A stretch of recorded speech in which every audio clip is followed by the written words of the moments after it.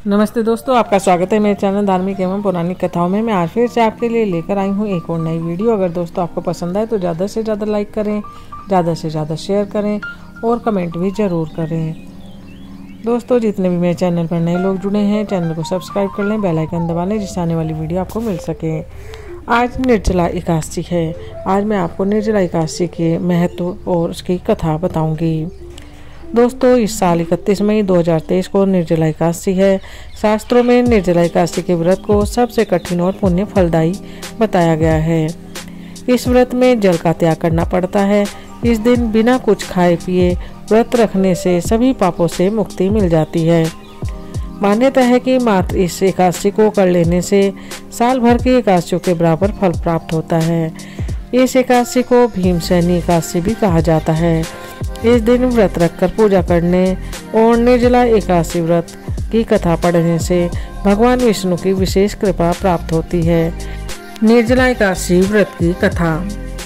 निर्जला एकादशी व्रत की कथा इस प्रकार है। भीमसेन व्यास जी से कहने लगे कि हे पितामह, भ्राता युधिष्ठिर, माता कुंती, द्रौपदी, अर्जुन, नकुल, सहदेव आदि सब एकादशी का व्रत करने को कहते हैं, परंतु महाराज मैं उनसे कहता हूँ कि भाई मैं भगवान की शक्ति पूजा आदि तो कर सकता हूँ, दान भी दे सकता हूँ, परंतु भोजन के बिना नहीं रह सकता।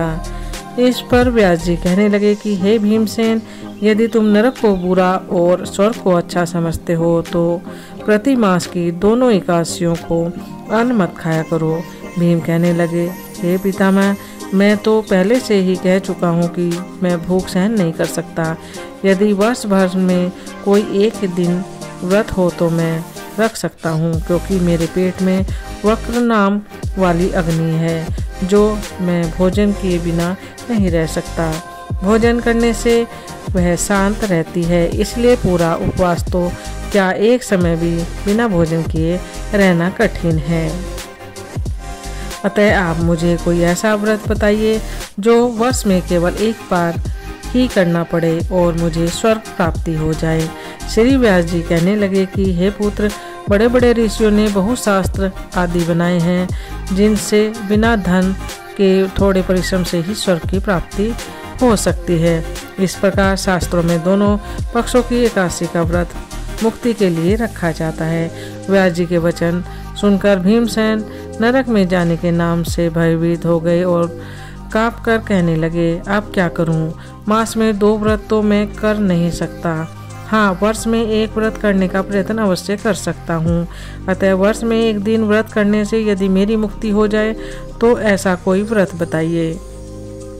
यह सुनकर व्यास जी कहने लगे कि वृषभ और मिथुन की संक्रांति के बीच ज्येष्ठ मास के शुक्ल पक्ष की जो एकादशी आती है उसका नाम निर्जला है।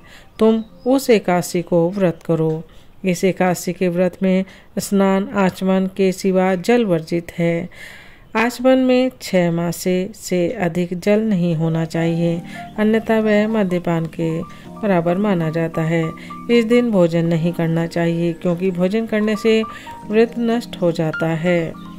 यदि एकादशी को सूर्योदय से लेकर द्वादशी के सूर्योदय तक जल ग्रहण न करें तो उसे सारी एकादशियों के व्रत का फल प्राप्त होता है।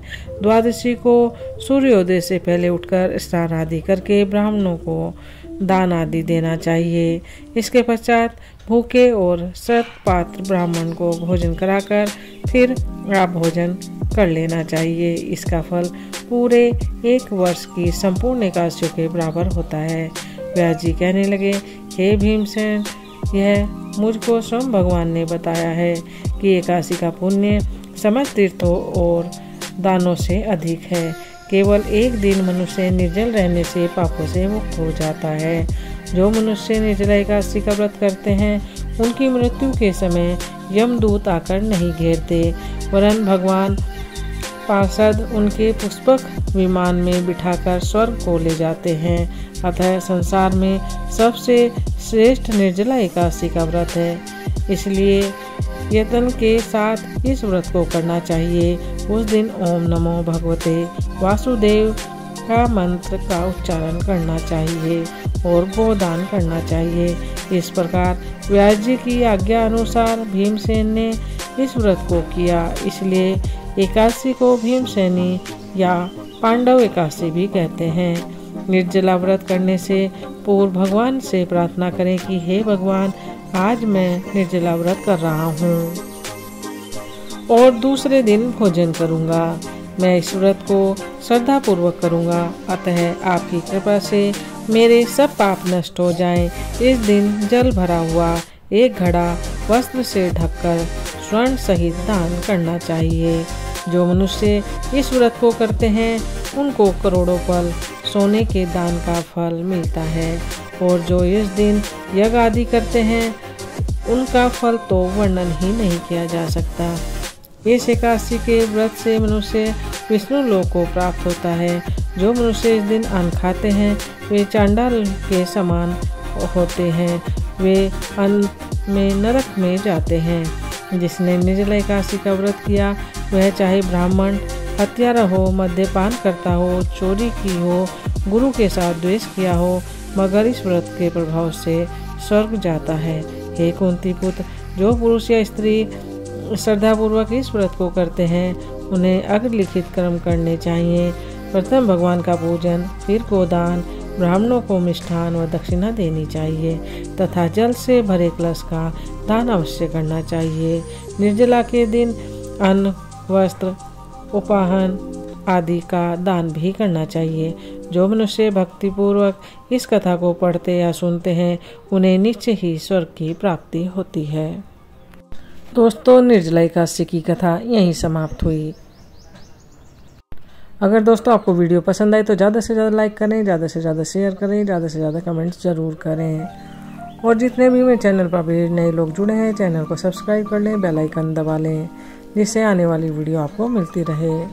आप सभी का मेरी कथा कहानियाँ और राशिफल सुनने के लिए बहुत बहुत धन्यवाद।